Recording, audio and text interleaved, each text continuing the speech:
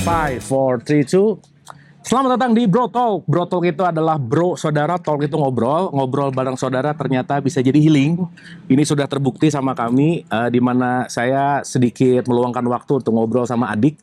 Ternyata ngobrol sama adik itu yang memang kadang-kadang adik itu menyebalkan ya, pasti kalian juga setuju. Ya. Tapi ternyata setelah dilampaui menyebalkannya ada timbul rasa kasihan. Dan dari rasa kasihan ada empati, dan dari empati jadinya ngomongnya enak ya, bener ya. Nah, aku sebagai kakak menyenangkan nggak? Lumayan.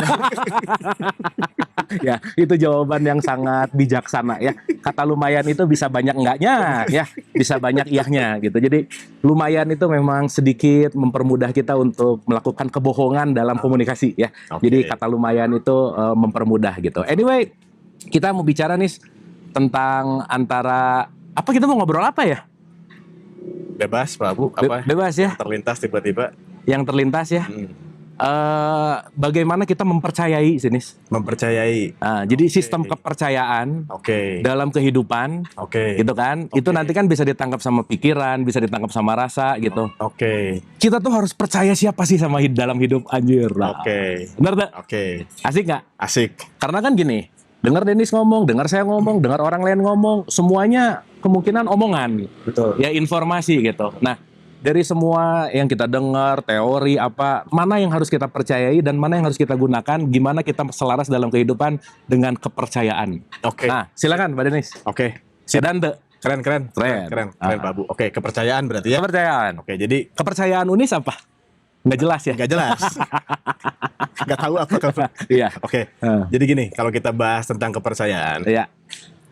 Ini sudut pandang pikiran ya, pikiran. Jadi manusia itu tercipta dari mempunyai 3 pikiran. Pikiran sadar, pikiran bawah sadar, dan pikiran tidak sadar.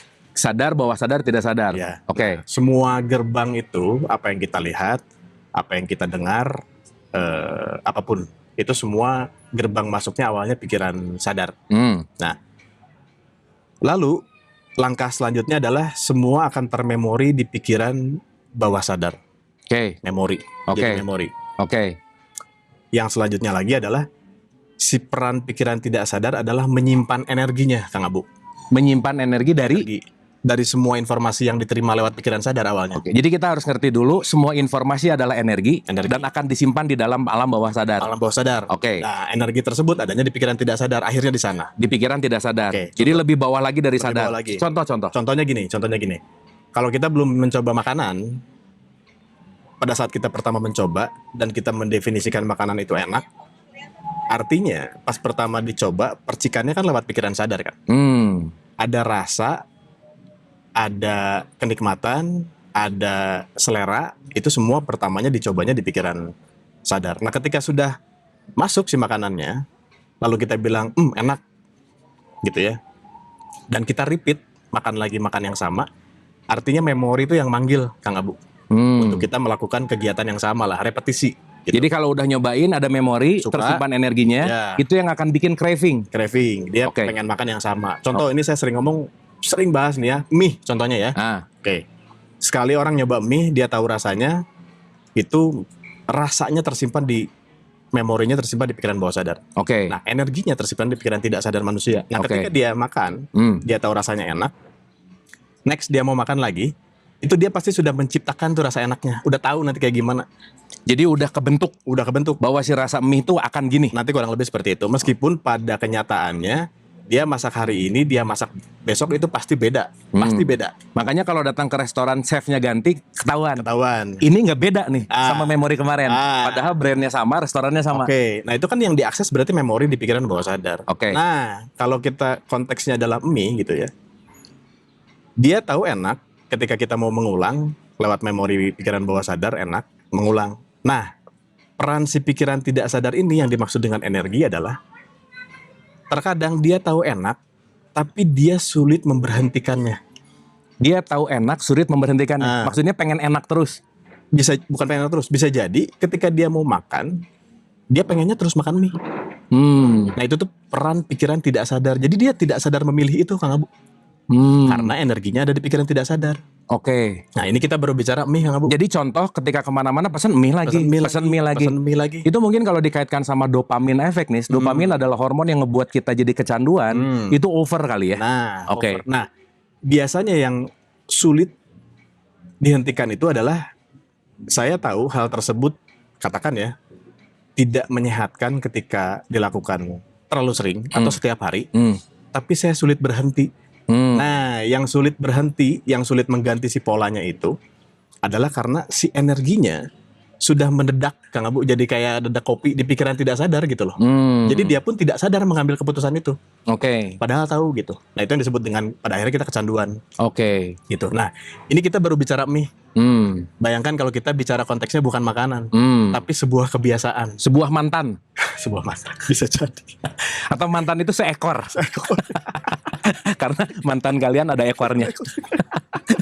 Buas soalnya. Buas ya. Au gitu ya. Nah, terus Kebayang tuh? Kebayang. Kalau itu adalah konteksnya bukan makanan. ya. Dan itu menjadi pola, itu menjadi kebiasaan, itu menjadi habit.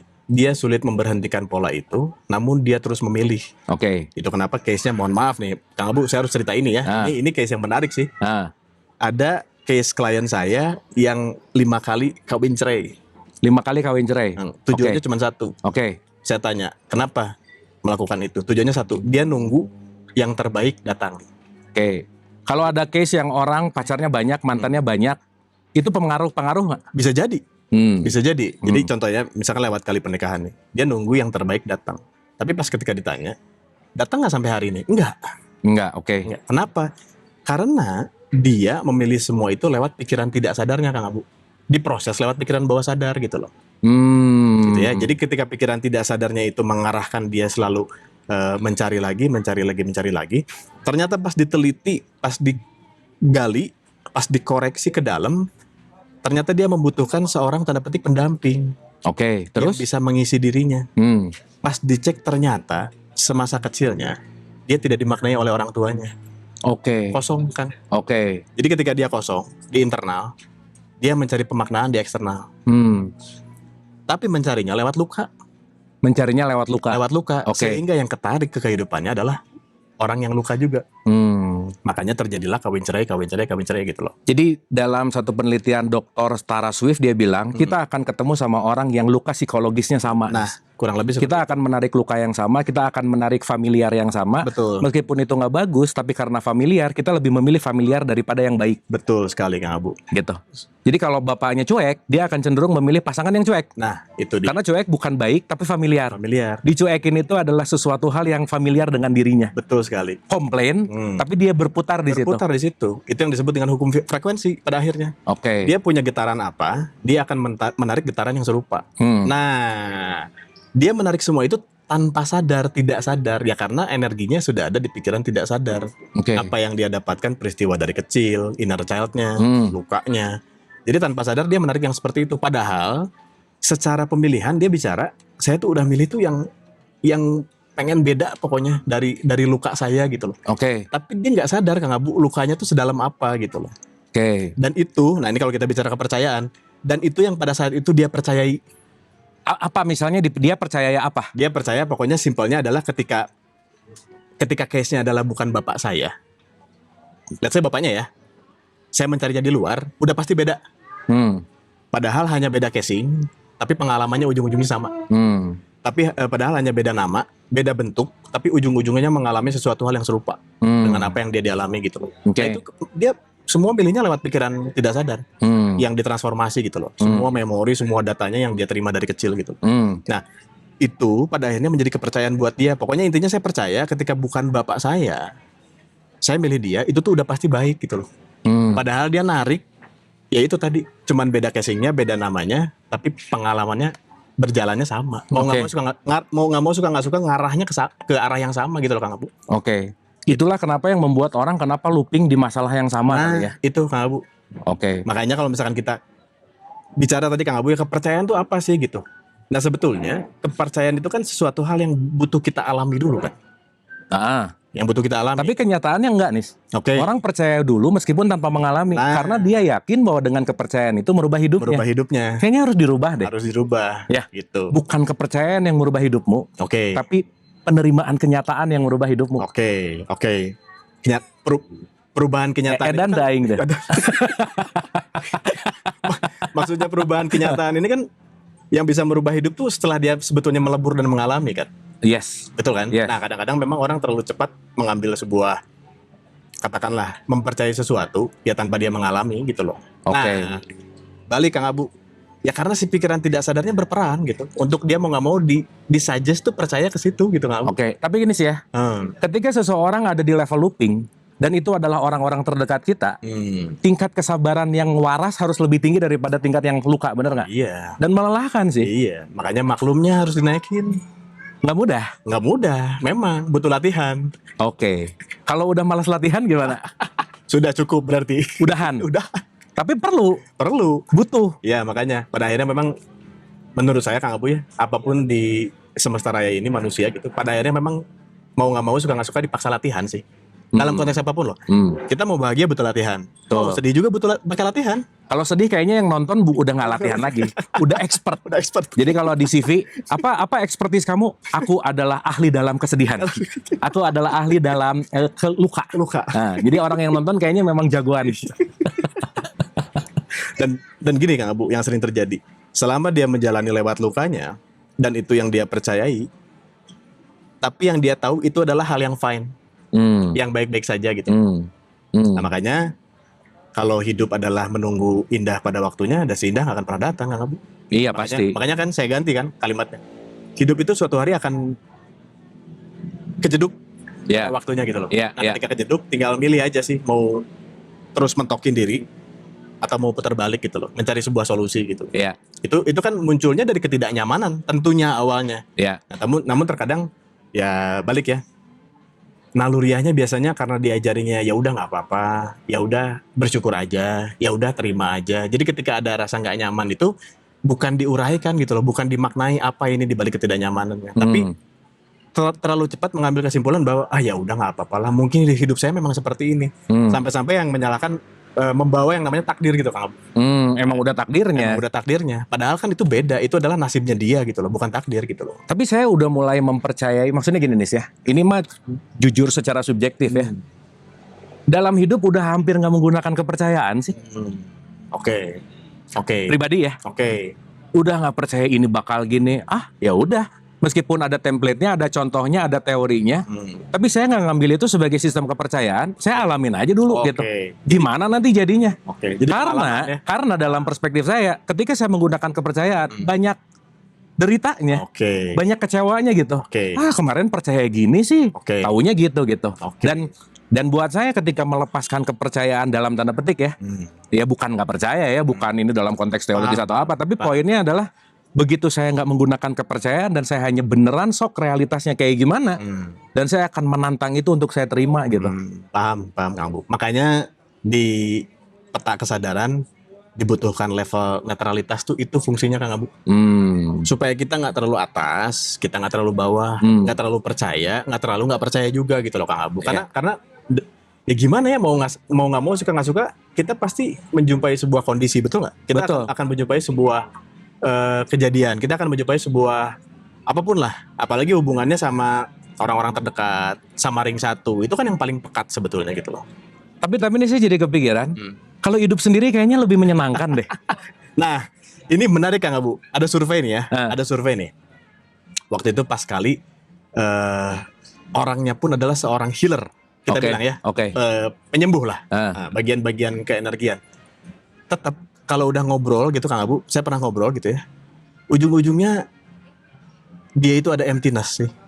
Kalau di dalam kesendirian, Dalam kesendirian ternyata gitu loh. padahal dia healer. Padahal dia healer gitu loh. Dia Atau memang kenapa ngomong gini karena belum pernah nyoba aja kali ya? belum pernah nyoba, maksudnya apa? Untuk berhubungan kan? Dia seumur hidup kan belum pernah sendirian yang beneran sendiri gitu. Iya. Selama Iya. saya kan umur 23 sekarang kan. Oke. Unis 40 kan.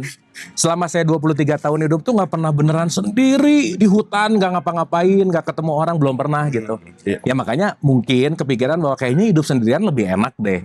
Daripada harus setiap hari memaklumi, harus setiap hari mengerti, harus setiap hari. Meskipun itu skill. Meskipun saya merasa sih tingkat pemakluman saya semakin hari naik. Oke. Gitu. Oke, sip. Nah, ini kan jadi faktanya apa coba akhirnya? Ah, Ujungnya adalah orang yang sendiri merindukan berpasangan. orang yang berpasangan pengen merindukan sendiri. Oh, gitu. paradoks ya. Paradoks. Dan tampaknya dewa hujan sedang tidak mengabulkan ya. Gitu. Jadi kita cut dulu sebentar teman-teman, kita Oke. cari tempat dulu. Nah, kita lanjut ke part berikutnya. Oke. Sebentar ya. Dadah, dadah, dadah, dadah. Kita mulai part kedua. Oke nih, berbicara tentang paradoks.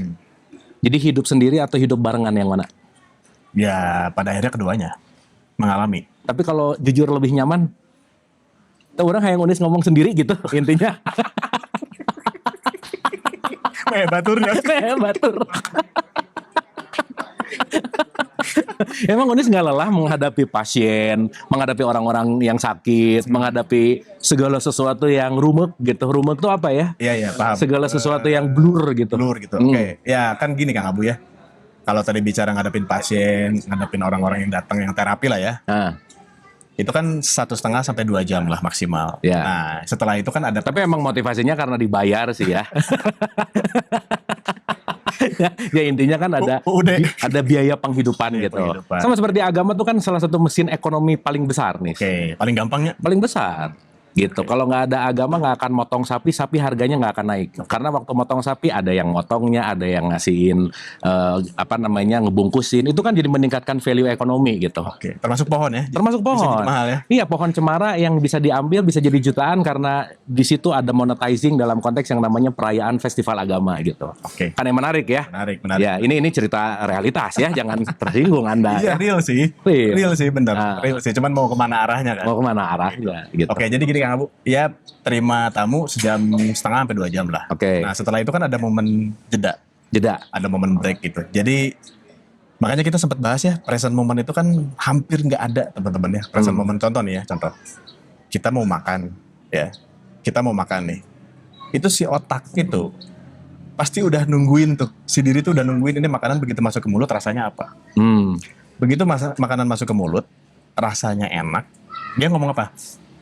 Enak. Itu udah ngomentarin yang sebelumnya pas masuk. Itu udah kepas. Betul nggak? Nanti dia menunggu lagi makanan berikutnya masuk. Jadi Itu dia ke future. jadi dia bukan mengomentari makanan yang saat ini gitu maksudnya. Bukan. Kan rasanya di belakang, Kang Abu. Oke lah. Orang Pertanyaan. bakso udah nggak pernah makan ya apa ya? Apapun lah. Yogurt. Nah, Makan yogurt. Oke. Begitu. enak. Itu memori masa lalu. Rasa enak yang di komen yang mana? Yang pertama masuk. Yang saat ini. Yang tadi, yang pas masuk. Pas masuk, Oh, dibandingin. bukan dibandingin, direspon. Ah, oke. Yogurt masuk nih. Ah. Ternyata enak, cocok buat saya. Itu ngomentarin yang tadi tuh. Pas begitu masuk, percikan pertama yogurt masuk, itu udah dipas tuh. Saat ini nunggu nanti yogurtnya mau masuk lagi. Itu kan di future. Nah, makanya present moment. Ini konsep saya teman-teman ya. Ya terserah masing-masing punya konsepnya masing-masing lah. Si present moment ini kalau konsep saya, kita tuh ada di ketiganya gitu loh. Baik di masa lalu, di sekarang dan masa depan. Itu present. Kita ada di ketiganya. Kita benar-benar ngalamin dan nikmati di ketiganya gitu. Hadir di semuanya gitu. Makanya kalau terapi nih, saya selalu bilang kan banyak pepatah lah ya. Kita jangan hidup di masa lalu gitu. Kita jangan mengingat-ingat masa lalu gitu. Karena mau sampai kapanpun akan terus selalu menderita. Tapi kalau masa lalunya sangat luka dan dominan menarik kita selalu ke masa lalu karena kita punya yang namanya memori, bahwa sadar tidak sadar, ya justru kita butuh masa lalu untuk kita mengkelirkan supaya kita tuh bisa hidup di masa sekarang gitu. Tapi kok manis ya? Hmm. Agak sangat sulit menerima masa lalu seseorang yang masa lalunya tuh kita nggak suka kejadiannya kayak gitu. Oh iya, kan Bener tak? memang itu kan. Kamu tuh dulu gini ya, kamu Iya. tuh dulu gini ya. Padahal kan urusannya mah urusan zaman dulu kan. dulu. Dianya yang sekarang mungkin udah beda mungkin. Betul. Tapi kenapa susah banget untuk menerima masa lalu seseorang, apalagi masa lalu ini adalah orang yang dicintai? Oke. Pret. Satu jawabannya Kang Abu. Karena dia tidak terima. Maksudnya? Dia tidak menerima masa lalu nih ya. Dia tidak bukan tidak menerima itu tentang jawabannya. Dia bentrok sama masa lalunya. Dia selek sama tadi orang ataupun segala macam. Karena kan dia tidak menerima kondisi itu. Karena kan dia tidak menerima seapa adanya kondisi itu tuh apa sih sebetulnya gitu. Jadi Sehingga silang gitu. Jadi kadang-kadang nggak tahu lebih baik sih. Kan misalnya pacaran nih, kamu dulu sama mantan ngapain aja, gini, gitu, kesel kan, tahu gini, ternyata gitu. Padahal kan itu masa lalu sama mantan yang misalnya, benar nggak? Betul. Yang sekarang mah udah aja sebenarnya Saat ini. Nah. Cuman ada hal yang gitu, kenapa sih harus gitu gitu? Nah. Kenapa tuh? Luka. Karena luka itu kan Soalnya ini kayaknya jawab pertanyaan-pertanyaan orang-orang yang di sini. Ya. Ya, gimana aja caranya ya? kan simpelnya mah kenapa saya sulit move on kan? Kenapa saya sulit move gitu? Dia kenapa saya sulit untuk move on lah intinya gitu ya, karena lukanya itu kan, definisi luka ini kan sesuatu hal yang dia tidak bisa terima, sesuatu hal yang membuat dia tidak nyaman gitu kan. Nah, lukanya ini masih ada gitu loh di masa lalu. Jadi ketika lukanya masih ada di masa lalu, ketemu dengan peristiwa yang serupa gitu ya, kayak contoh yang tadi nih, yang tentang nyambung putus gitu. Ya ketika dia mau nyambung sama yang manapun, tetap akan nge-recall si luka itu gitu. Jadi seolah-olah siapapun yang hadir itu Iya. disamakan dengan luka itu. Dan gitu. ketika udah ngelihat orangnya di sini sekarang, udah 100%, tapi begitu ngelihat di sini, ngelihatnya tuh yang masa lalu terus gitu. Nah itu kan, Jadi ternyata melihat dengan kacamata kecurigaan terus gitu. ya, itu dia. Ini gini nggak ya? Ini gini karena dulunya gini gitu. Dan memang mungkin harus disadari juga bahwa nggak ada yang 100% sesuai dengan maunya kita sih ya. Nah, itu dia. Betul nggak? Kenapa coba itu terjadi? Karena pikiran bawah sadar membiasakan seperti kita tahu makan mie sebelumnya gimana, next akan gimana gitu loh. Kurang lebih sama. Tapi yang tidak tidak dia sanggup lakukan adalah si peran pikiran tidak sadar yang menyimpan energi ini terus mengulang itu tanpa sadar. Makanya kenapa sih peran pikiran tidak sadar ini penting gitu ya? Ya pada akhirnya karena manusia tidak sadar punya masalah gitu kan. Ya semuanya pasti punya masalah. Pasti punya masalah. Tapi dia tidak sadar punya masalah gitu loh. Oke. Nah ketika dia tidak sadar punya masalah, seolah-olah dia berjalan berdasarkan kepercayaan dia ini tuh bukan masalah, tapi ternyata dia sedang mengulang sesuatu hal yang salah gitu, tanda petik gitu. Tapi satu sinis, cinta itu bukan perasaan, tapi cinta itu skill. Oke. Bener nggak? Betul. Bukan masalah hanya perasaan, tapi skill. Betul. Tapi itu adalah bagian dari bagaimana kita memampukan diri untuk menerima segala sesuatu yang kita nggak suka. Betul. Bener nggak? Betul. Soalnya ada yang gini, aku tuh terus mencari makna cinta. Si ini dulu ngomong cinta sama saya tapi beda. Sekarang ini cinta sama saya tapi beda. Ini dicari. Terlalu sibuk, saking sibuknya mencari maknanya, dia tidak menikmati cintanya gitu. Bener nggak? Bener. Dengan kepercayaan dulu kalau orang gini pasti gini. Dulu kalau gini nanti kan bisa terjadi apa. Wah itu hektik gitu. Betul. Gimana? Mending sendiri. Tak dibantuan tuh. Nggak, ini mah lagi ngomongin kasus teman saya nih. Iya. Nah, bukan. Ini mah nggak ada urusan no personal ya. Iya. Itu dia, makanya kan balik lagi Kang Abu. Yang dia tahu, dia percayai tentang cinta itu seperti itu, ya udah. Selama itu dia akan mengulang itu gitu loh. Makanya balik tadi kan kalau kita bicara kepercayaan apa? Jawabannya nggak ada yang pasti. Jawabannya nggak ada.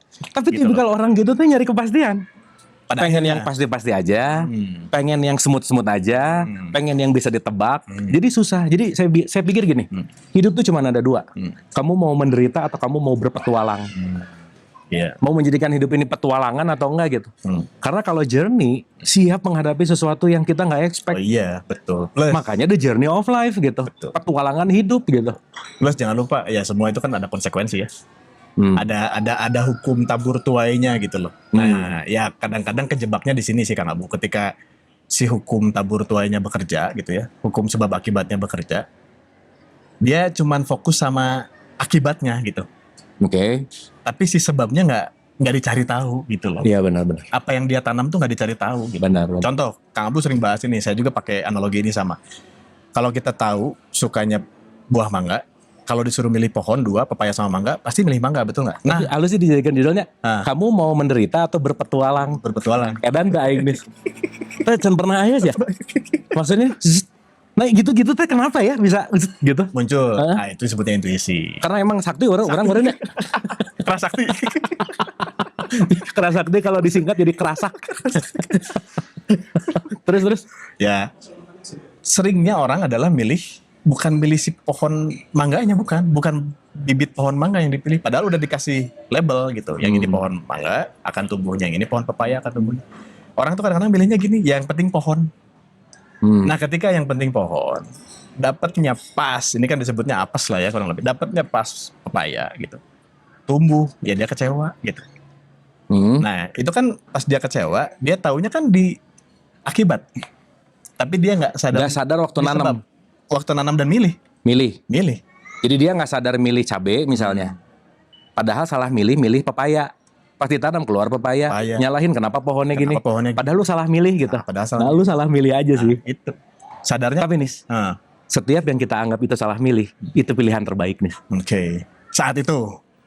Pastilah. Pasti. Karena kalau sekarang ngomong kayaknya aku salah milih deh, enggak, justru itu yang paling tepat. Karena saat kamu menyadari kamu salah pilih, kamu lagi belajar di situ. Ya. Kalau masuk wise tuh aing. Enggak, waduk lah anjir. Ya mungkin gini ya, pas salah pilih,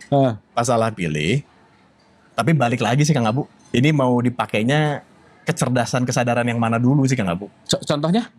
Kalau dia salah pilih, dan dia tahu selalu salah, tapi dia tidak mengkoreksi apa sebabnya gitu ya.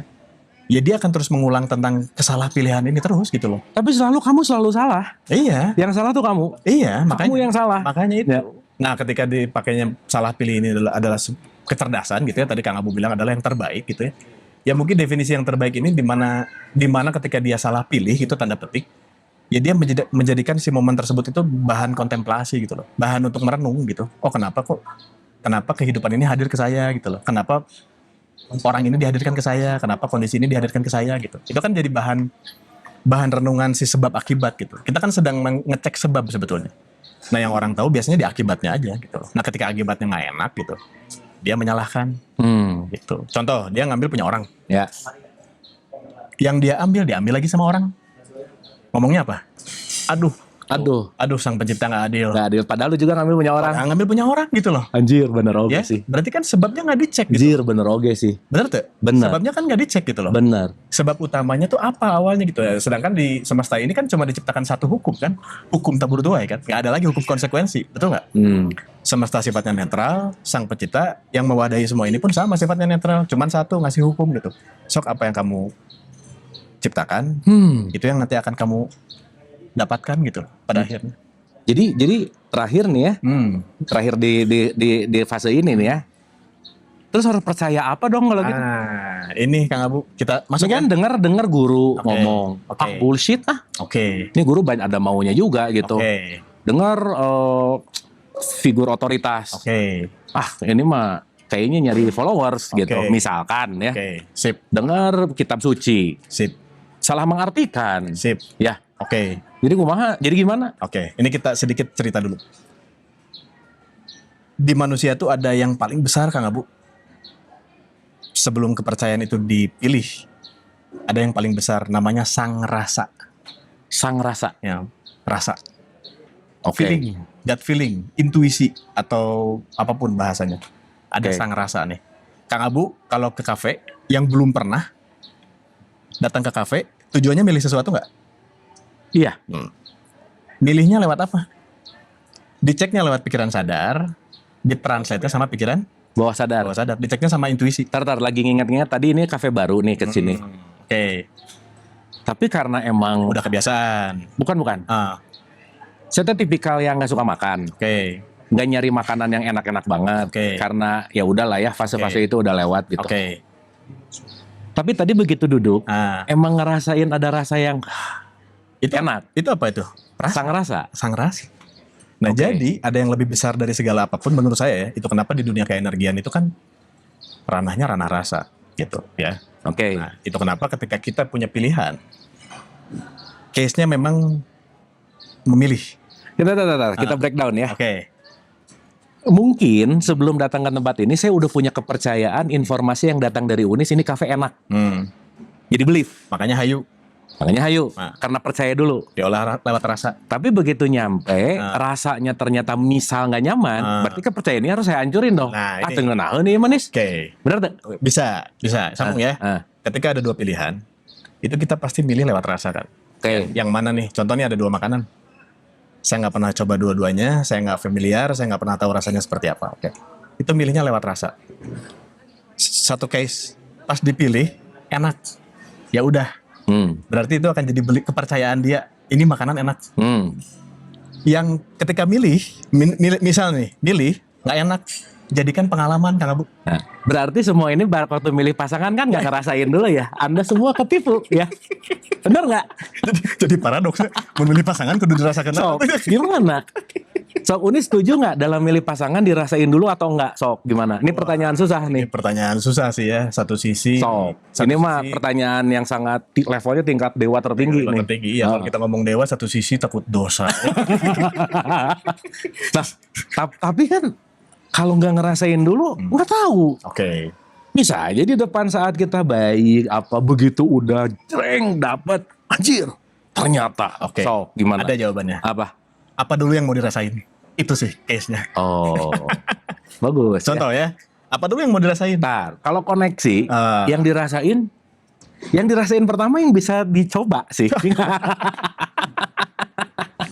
Enggak, maksudnya kan gini juga coba. Coba, benar. Oel, Oke. coba kan? Oke. Oel.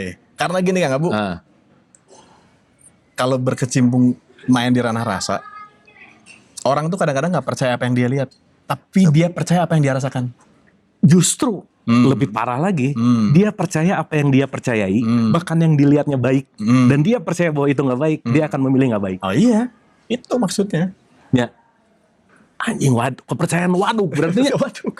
Makanya kalau kita bicara kepercayaan, ini untuk saya teman-teman ya, ini untuk saya nih. Itu semua tuh ranahnya adanya bukan dia tuh ya. Semua tuh masuknya pada akhirnya di ranah rasa. Enggak, jangan dibelokin dulu. Ini mah pertanyaannya, mending dirasain dulu atau enggak? Itu dulu. Tergantung. Yang tadi. Balik lagi rasainnya yang apa dulu. Oh, oke. Ya kalau mungkin beda umur ya. Oke. Dulu zaman muda-muda mungkin ngerasainnya yang lebih-lebih gimana Oh, gitu. banyak kayak gini Kang Abu. Ah, Tujuan saya mau merasakan yang sesuatu halnya sifatnya tubuh fisik. Oke. Udah dapat, udah selesai. Iya. Nggak terus. Ah, Betul nggak? betul Nah, sih. Ah,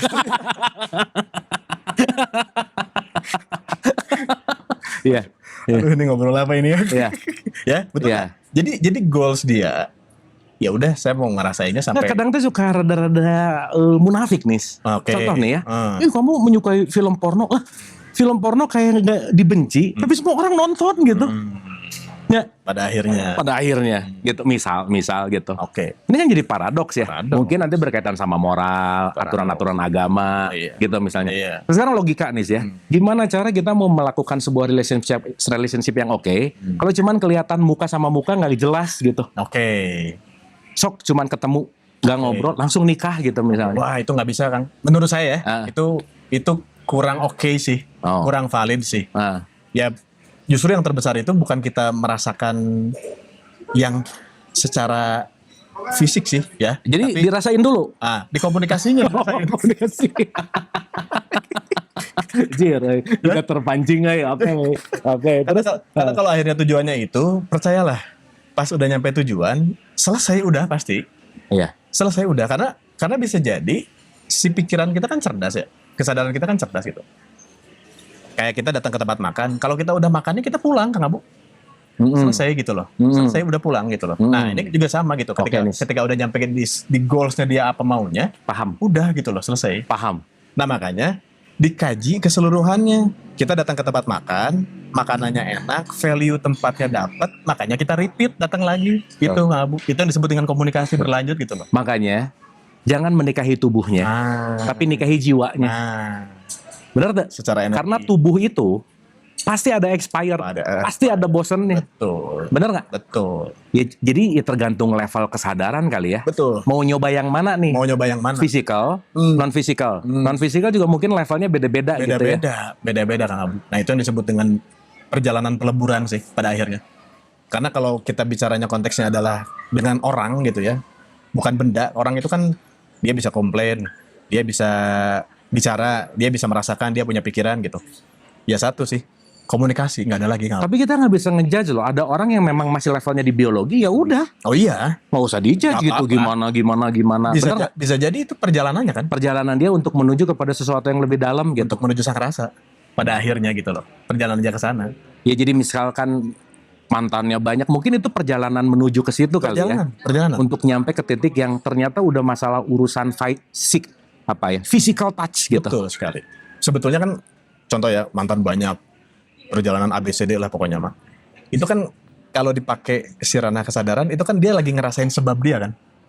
Oke. Akibatnya Karena apa? pada akhirnya kalau biologis, semua akan mati oleh hormon.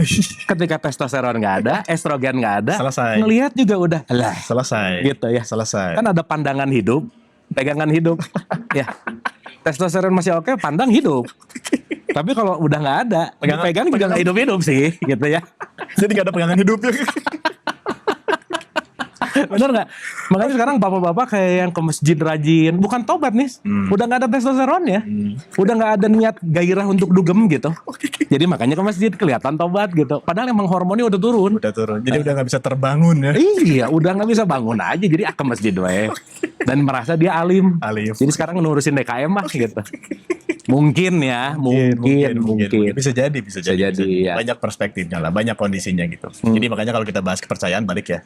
Untuk saya kepercayaan itu semua adanya di rasa, itu aja udah. Jadi ketika orang sangat bisa kok ketika memilih sesuatu hal itu, yang pertama dia pilih meskipun dia tahu tapi langsung satu frekuensi. Nah, itu tuh lewat rasa milihnya gitu. Kan makanya kalau di Sunda mah ada rarasaan, ada rarasaeun nggak Bu ya, ada cik pakai rarasaan atuh gitu. Cik pakai perasaan. Tapi menurut gitu. orangnya, rasa, perasaan, rarasaan, sama rasa ini beda nih. Beda. Karena kalau udah pakai perasaan, rasa yang sudah didominasi oleh memori. Ada yang lain. Jadi perasaan. Karena perasaan mah bukan diri kamu yang Oh sejati. iya. Merasa juga sama, beda kan? Merasa apalagi. Merasa beda. Dan saat kita udah merasa, oh selesai sih. Ya. Rada teu nyambung ngobrol tuh. Itu di topik ke mana. Tapi poinnya nih ya.